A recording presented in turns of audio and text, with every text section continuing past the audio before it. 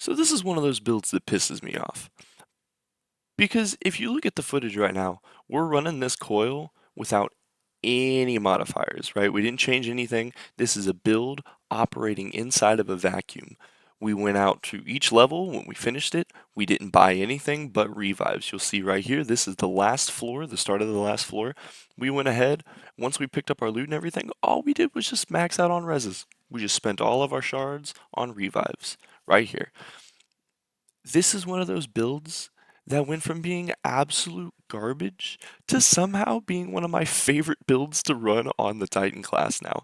It was so annoying. This build does it all. It has multiple forms of healing, it has damage boost to your compatible weapons, it has damage boost to your abilities, it has ability up times that are insane. This is not only a weapon build, but an ability build and a super build. It's stupid. So, let's just start talking about it, shall we?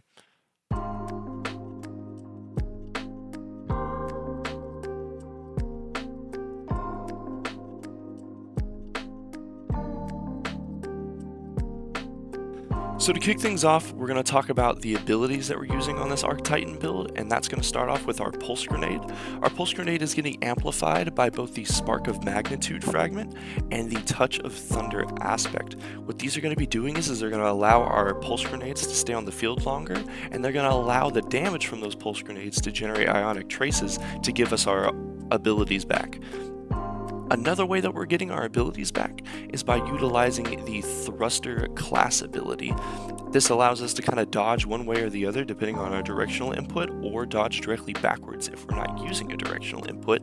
And this is a good movement tool, and it's good for getting out of combat and into cover quickly and efficiently, or just traversing the battlefield rather rapidly. But it's also going to feed into our abilities using some of the armor mods that we've got going on in this build that you guys will see later on in the video.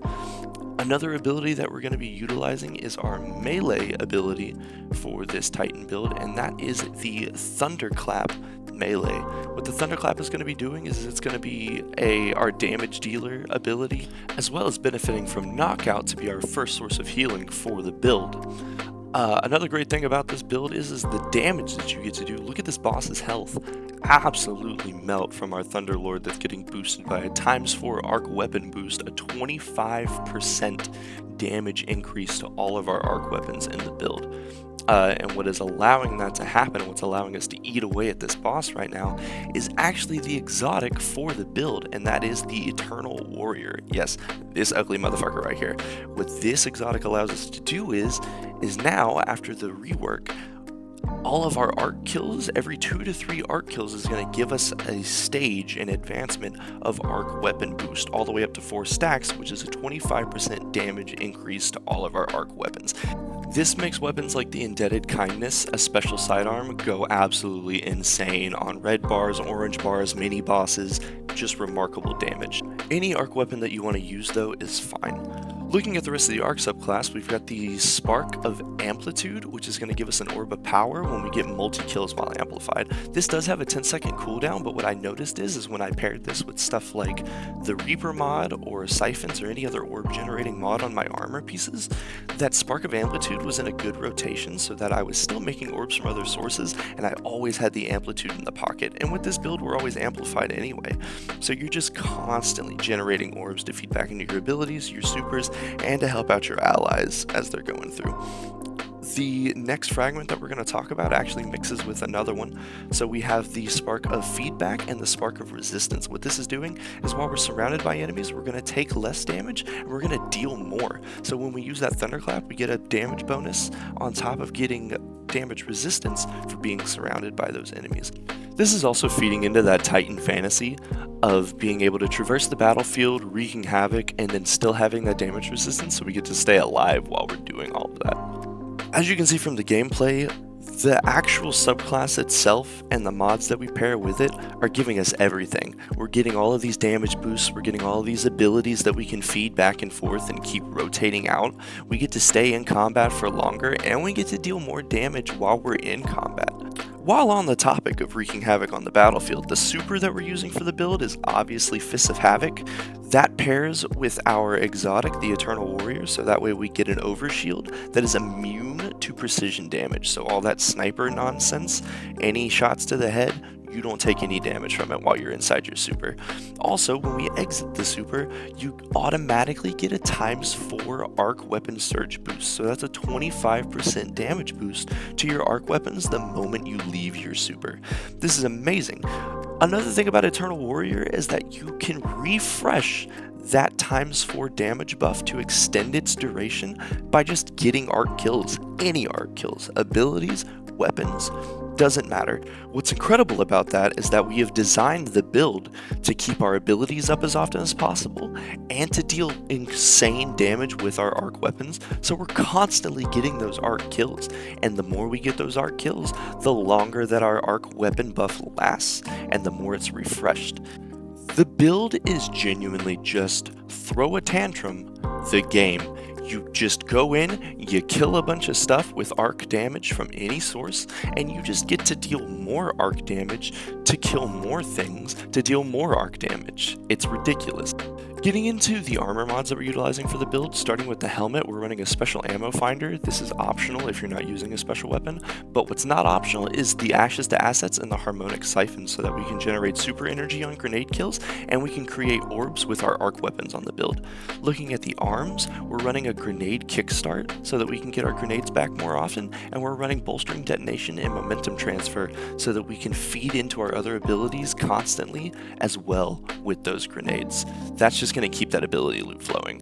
On our chest piece, we're going to be using just any kind of damage resistance mod that you need to run for your activity, but you should run charged up if you can, because that's just going to give you more armor charges to give you more grenade energy back from your grenade kickstart. Right?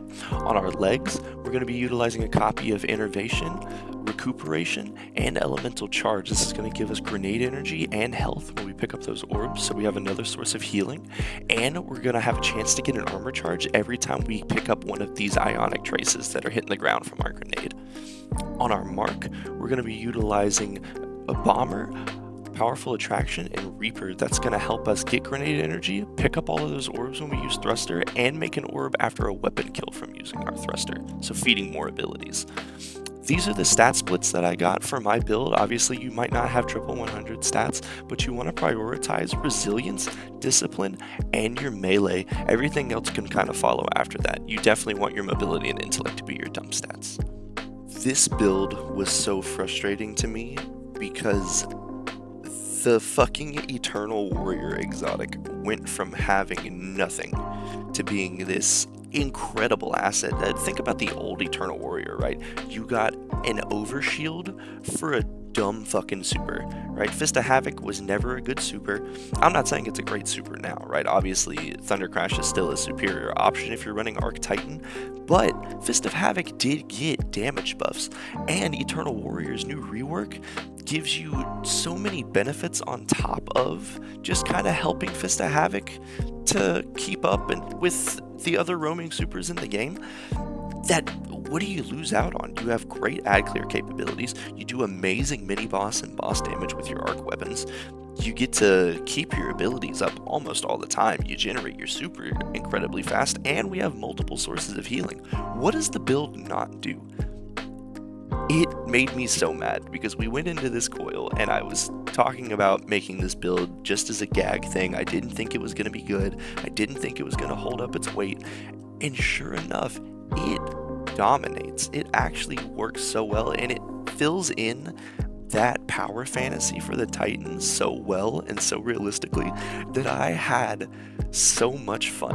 I was angry at the amount of fun that I was having running this build. It was infuriating. We went platinum on this coil run, and I'm just going to kind of let the rest of the gameplay loop go on and let you guys continue to see what the build is doing and how well it holds up in this final boss room of the coil. And if you guys enjoy the content, please go ahead and like and subscribe. It does help me out a lot, and it motivates me to keep putting out content like this. And if it's stuff that you guys like and want to see more of, then I know that I can keep pushing that content out and keep giving you guys material that you want to watch. Right? Go ahead and comment down on this video what build you want to see me make next, if any. I am about to start a new series where we're going to go in and we're going to build random builds that Dim gives us, and we're going to see how optimal we can make them and how well they hold up in content like this. So if you guys enjoyed, like I said, leave that like, go ahead and subscribe, and I'll see you guys on the next one. Thanks.